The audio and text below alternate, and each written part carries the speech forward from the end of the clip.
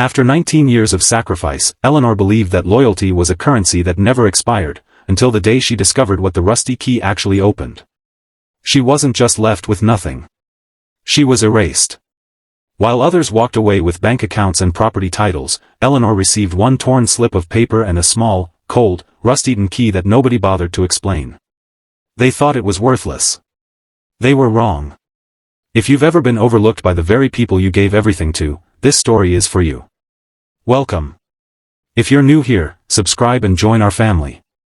Drop a comment telling us where you're watching from. Now, here's Eleanor's story. Chapter 1. Eleanor was 43 years old when she married Gerald Whitmore. Not a young bride chasing a dream, a woman who had already lived enough of life to know that love, real love, was something you chose every single day.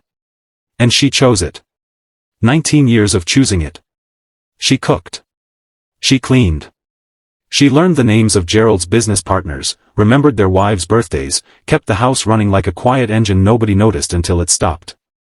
She raised Gerald's reputation the way other women raise children, carefully, thanklessly, with her whole self. 3 suitcases and 2 boxes. That was 19 years, packed and stacked by strangers, on the morning after Gerald was buried. His children from his first marriage, Daniel and Renee, had made their feelings known early. Renee had said it plainly, at a dinner Eleanor had spent 2 days preparing. "You're not family. You're just the woman he's with right now." She had smiled when she said it. That was the part Eleanor never forgot.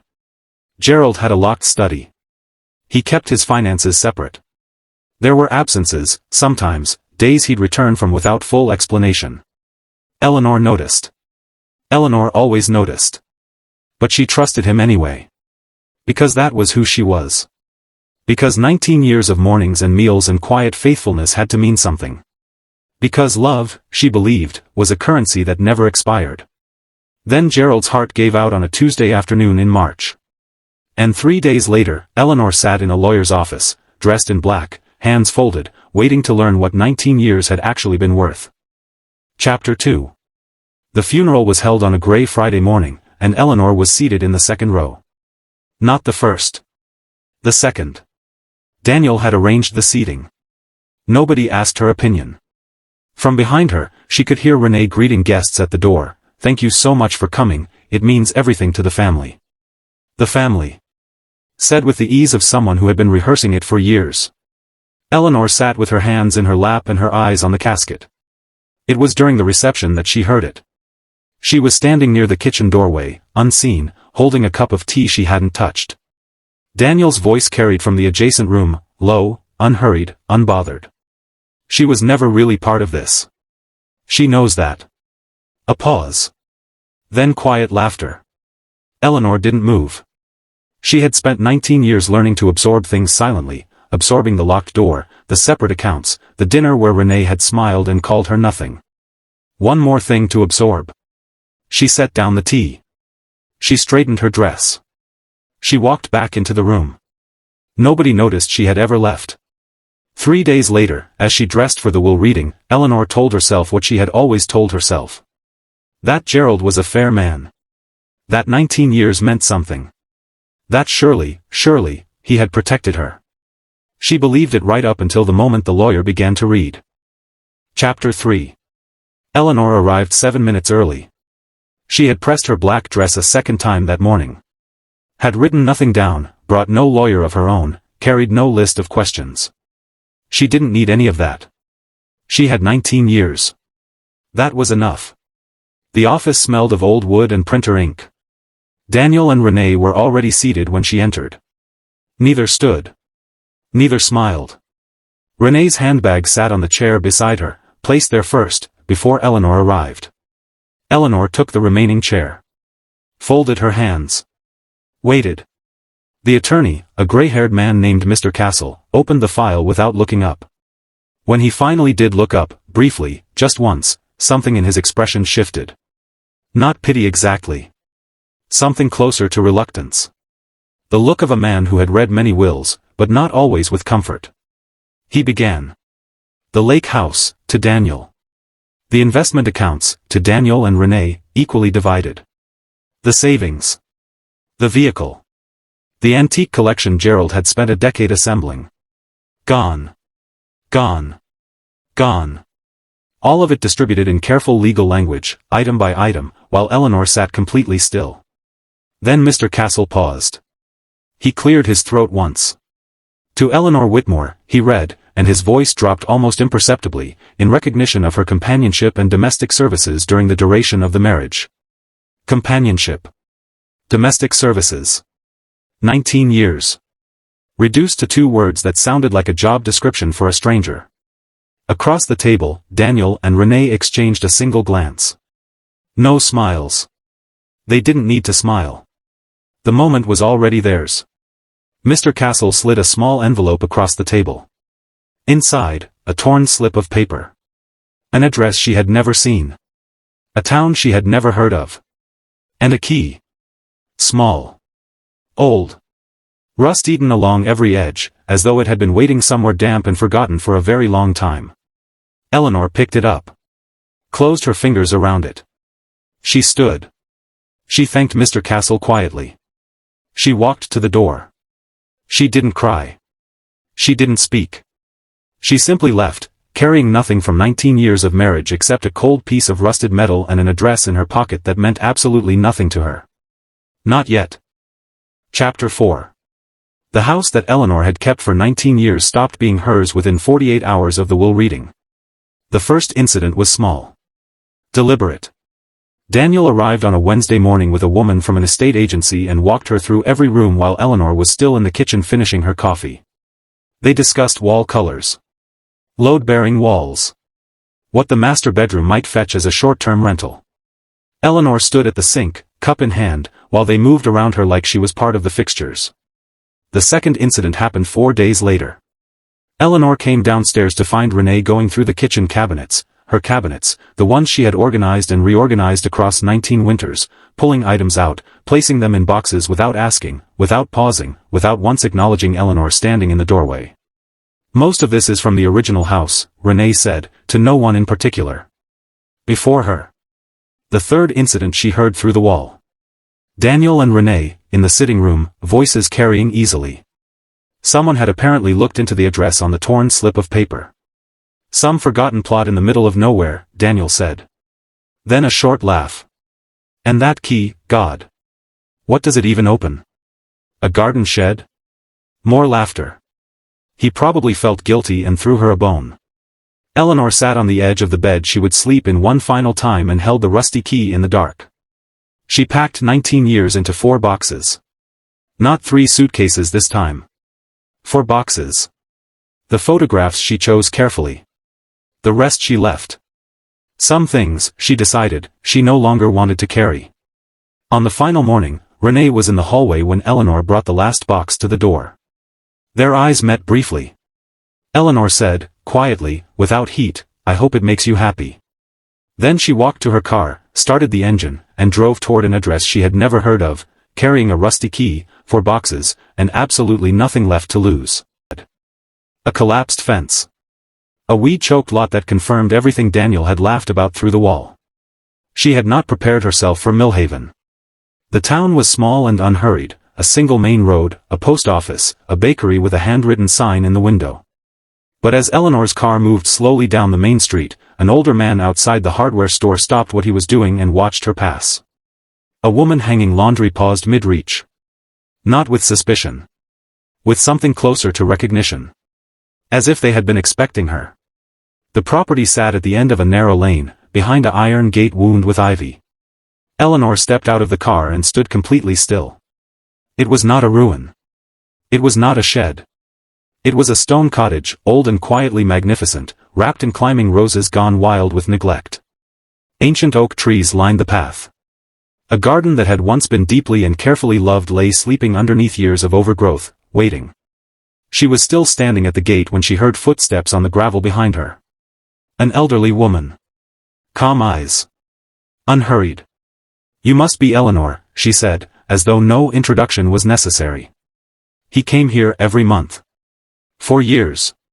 She paused. "He always said you'd come eventually." Chapter 6. The key was rusted along every edge. Eleanor had half expected it to fail, to snap, or refuse, or confirm by its uselessness everything she had been told about this place. Instead, it turned smoothly. One clean movement, as though the lock had been waiting patiently for exactly this moment. The door opened. Eleanor stepped inside and stopped breathing. The cottage was immaculate. Not preserved, loved. Fresh curtains. Swept stone floors. A fireplace laid ready with wood, as though someone had expected a cold evening. Every surface spoke of careful, continuous attention.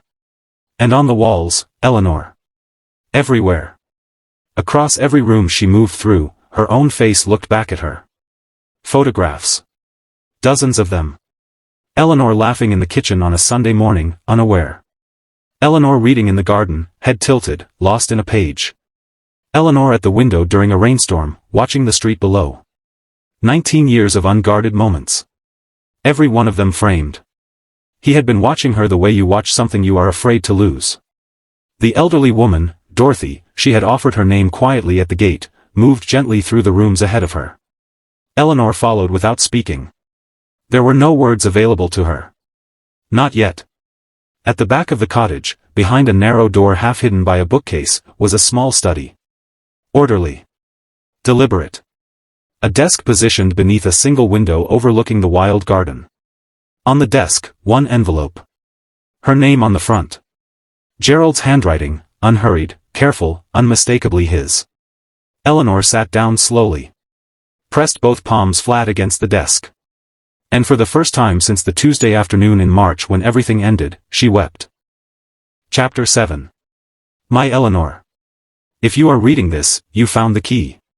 Which means you drove to Millhaven alone, probably frightened, almost certainly furious with me. I understand. I am asking you to keep reading. The letter was 4 pages, written in Gerald's careful hand, the same hand she had watched sign documents, pass across dinner tables, rest against her shoulder on quiet Sunday mornings. She read every word twice. He had known. He had known for years that Daniel and Renee would challenge any will that protected her directly. Their mother's estate had taught him exactly what they were capable of, lawyers, delays, fabricated claims of undue influence. Gerald had watched them dismantle one settlement already. He had no intention of letting them dismantle Eleanor. So he had built something they could not touch. The cottage in Millhaven was not a consolation. It was the architecture of a very deliberate plan. Purchased quietly 18 years ago, titled in a separate trust, outside the estate entirely. The will they had sat through, the one that reduced her to companionship and domestic services, had never included the cottage. It couldn't be challenged because it was never part of the proceedings. It had simply been waiting. In her name. All along. I gave them exactly what they wanted, he had written. The house. The accounts. The antique collection. Every item they spent years calculating. I gave them the visible things, the things they could see and count and fight over. What I kept for you, they never knew existed. You cannot challenge what you cannot find. The trust attached to the property held enough to sustain her for the rest of her life, beyond any legal reach they might attempt. Dorothy, the woman at the gate, had been the property's caretaker and the trust's appointed witness for 15 years, instructed to remain in Millhaven until Eleanor arrived. The final page was not legal language. It was simply Gerald. The cottage is full of photographs because I could never find the right words while we were together. You deserved better than my silences. This was the only way I knew to say what I should have said every single morning for 19 years. You were everything, Eleanor. Every single day, you were everything. She folded the letter carefully. Held it in both hands. Outside the study window, the wild garden shifted in the afternoon light. 19 years of secret love, protected in stone and ivy and trust documents that Daniel and Renee had never once thought to look for. The trap had been set long before any of them had walked into that lawyer's office. Now it was time for it to close. Chapter 8. It was Renee who called first. 3 weeks after Eleanor had driven away from the house with 4 boxes and a rusty key, Renee's number appeared on her phone. Eleanor let it ring twice. Then she answered. The call was not what Renee had planned. Eleanor could hear it in the first 10 seconds, the slight recalibration, the tone that had arrived prepared to manage and found nothing to manage. Someone had apparently mentioned Millhaven. A name on a document somewhere. A trust that had surfaced unexpectedly during their accountant's review. Renee's voice moved through several registers. Confusion first. Then a harder edge. Words like oversight and discuss and our father's intentions. Eleanor listened to all of it. Then, when Renee finished, Eleanor spoke quietly. He spent 19 years making sure you would never be able to undo what he built for me. I'd trust his judgment. A pause. He taught me that a person who truly loves you builds quietly. And never bluffs. She ended the call. The legal challenge came within the month, filed, reviewed, and returned. The structure Gerald had built held at every point their lawyers pressed. The trust was airtight. The title was clean. There was nothing to challenge and nowhere to stand. Daniel and Renee went silent after that. Eleanor sat on the cottage steps as evening came in over the wild garden, the rusty key resting in her open palm. She wasn't angry. She wasn't triumphant. She was finally, for the first time in 19 years, simply free. Chapter 9. Spring came to Millhaven, and Eleanor came with it. She hired no contractors for the garden. She did it herself, hands in cold soil every morning before the town woke up, reclaiming rose beds and clearing pathways that Gerald had walked alone for 18 years. Dorothy brought tea at 9 o'clock without being asked. The town, she discovered, had been waiting for someone to love that cottage the way it deserved. The restoration took 4 months. Every wall she repainted, every floor she restored, every window she opened to the Millhaven air became part of a woman she was only now, at 62, finally meeting. It was Dorothy who found the second envelope, tucked inside a hollowed book on the study shelf, overlooked in those first overwhelming days. Inside, a separate deed to a small adjacent lot. And a note, just 2 lines, in Gerald's handwriting. For whatever you decide to build next. You always had better ideas than me. Eleanor laughed out loud. Alone in the study, for the first time in longer than she could remember, she laughed freely. She began quietly asking questions about other women in similar situations.